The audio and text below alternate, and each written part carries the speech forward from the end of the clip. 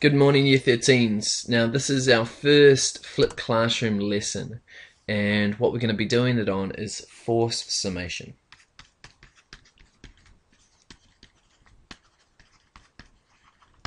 Now, this is the first time that I've used this sort of technology, so you're going to have to bear with me for a little bit.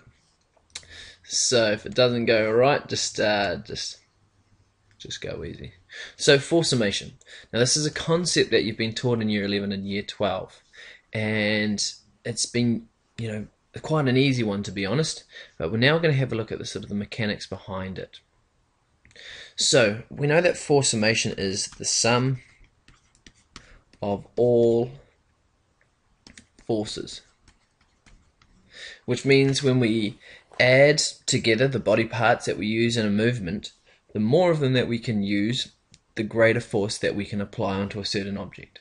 We know that throwing a tennis ball with just our wrist can create a small amount of distance as a result. Whereas if we run into it, use our waist, our upper chest, our shoulders, elbow and wrist, then we can get a lot more distance out of it. So we're going to have a look at sort of an in-depth definition of it and then go into how we can actually prove this theorem. So, we know that the force is a push or pull. So we can either push something or pull something. And that motion of pushing or pulling creates a force.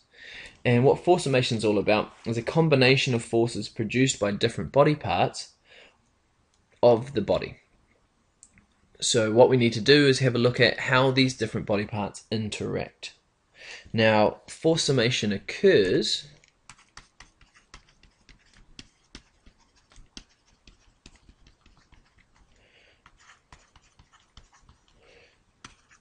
when all body parts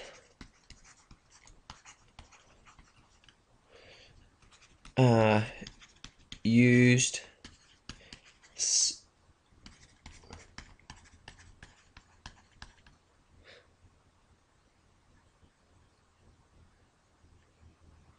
simultaneously. Sorry about the spelling there.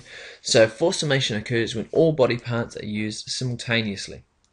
So one after each other. Now we know that there are special conditions here, and it's about the order. It must go biggest to smallest. Okay. And usually the biggest ones are in the center of the body, and then the smaller ones are at the outside.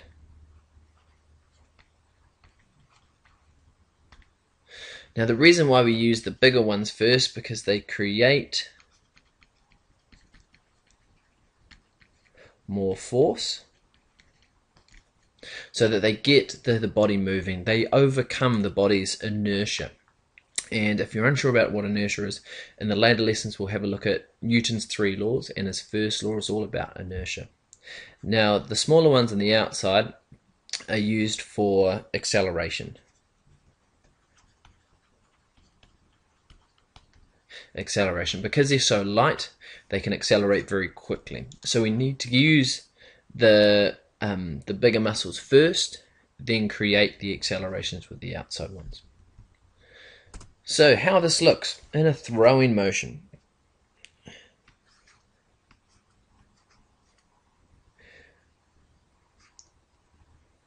We have a young man here about to throw a ball.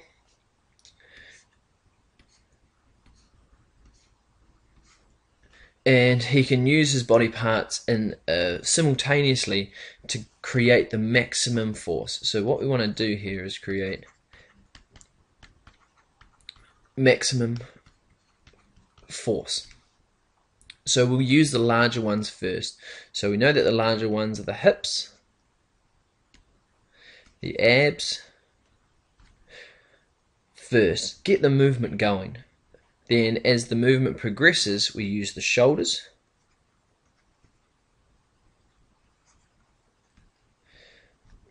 the elbow, then finally the wrist. So if the young man here needs to throw the ball the furthest by creating the maximum amount of force, he will use his hips, then his abs, shoulders, elbow, and wrist. Now we're going to prove why this order works. And we can do it two ways. We can do it by a graph. So we have the force here, and then down here we have time. So let's change the color. So what happens is a muscle will produce a force over a certain amount of time, but it will not continue indefinitely. The force produced will get to an optimum level, then start to drop off. And at that point, this point here, we need the other muscles to kick in. We need them to continue on with that force. So this is the first muscles, or what we call the hips. Then as soon as it gets to its optimum level, the next muscle continues on. Now remember, it doesn't continue on to this path, it must drop off. So there we have the abs. Then at this optimum level, the shoulders,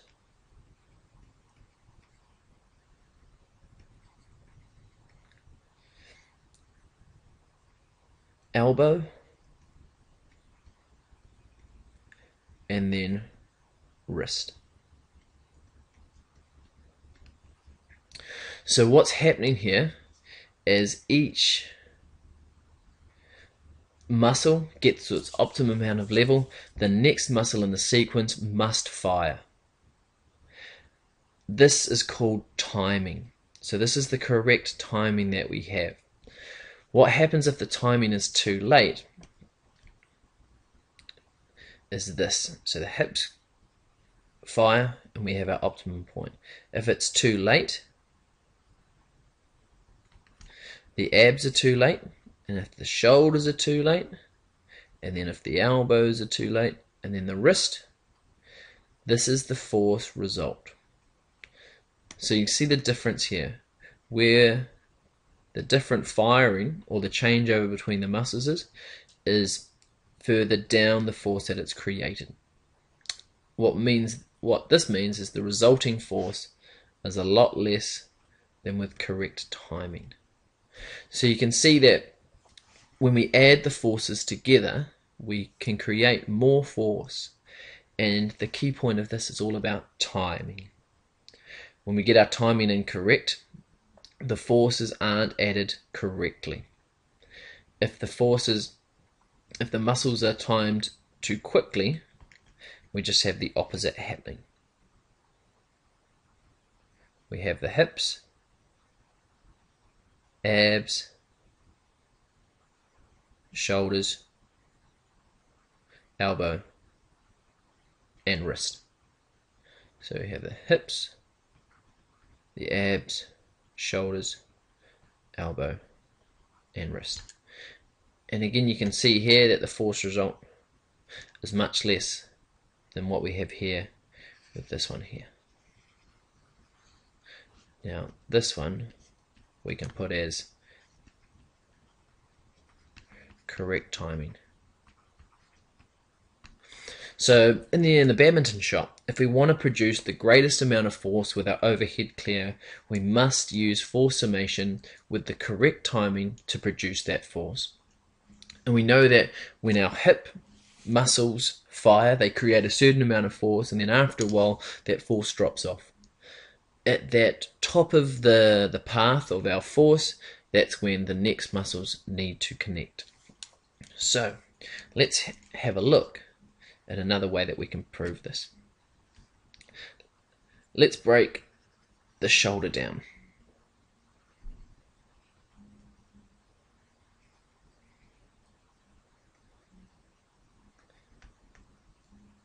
This is my little man with his badminton racket.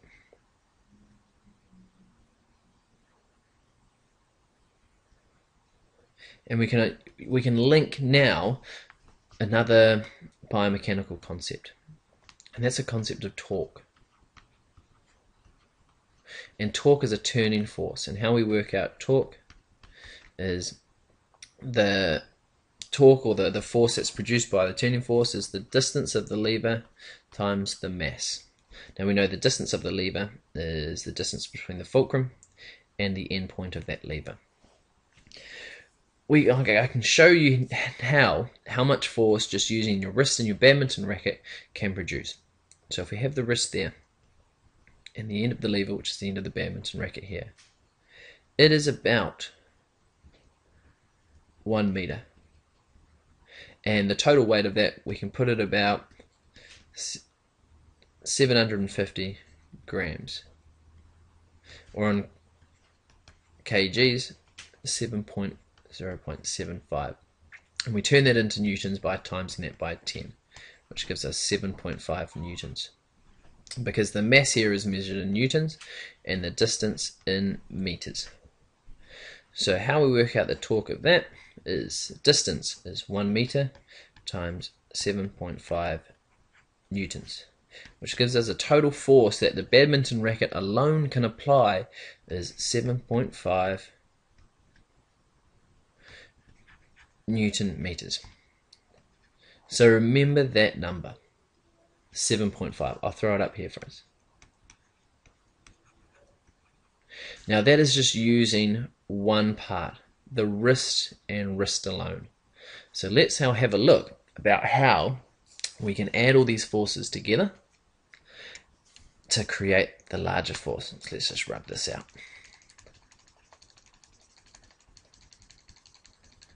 Just change the size of the pen might help. That's better.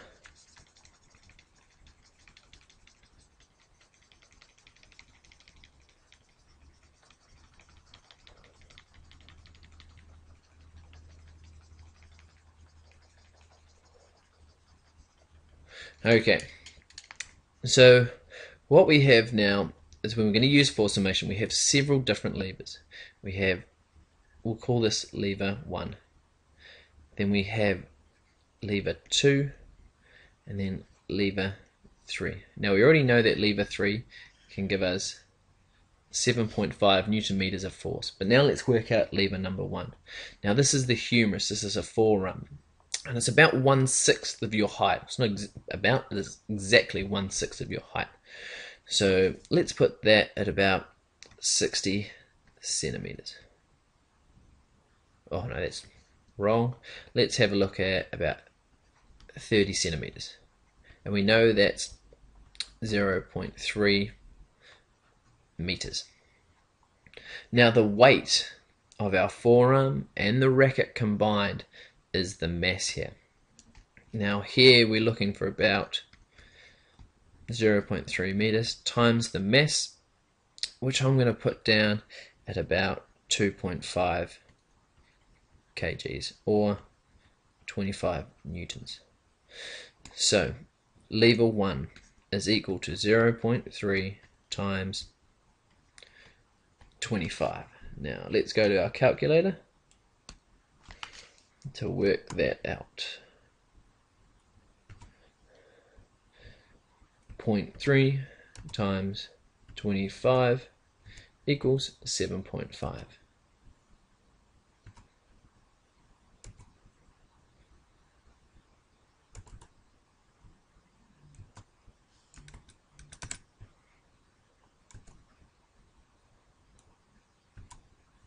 So we had 0.3 times 25 gives us the answer of 7.5 Newton meters. So that's lever 1 equals 7.5. Now we know that lever 3 is also equal to 7.5 Newton meters.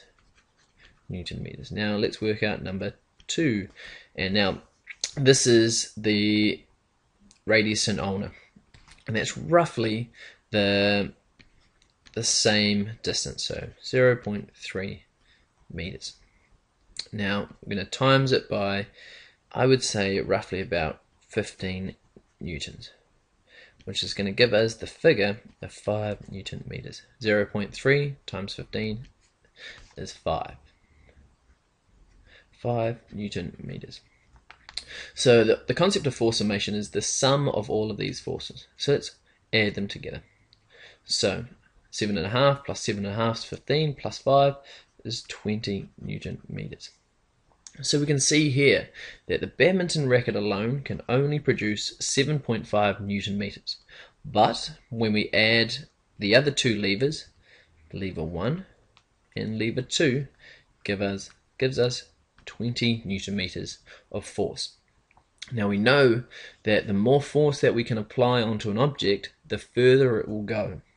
And you can relate back to Newton's laws for this principle. So what we have done is we've had a look at force summation. We have proven via the graph that it's all about timing. And using torque, we have proven that the more levers equals more force. And the maths that we did in the last slide is based on this perfect timing, so that the timing is correct and that the force that each one is producing is added together to create a big amount of force, Newton meters. Okay, so if you have any problems with this lesson, just go back to the start and we will be discussing this on Monday. Thank you very much.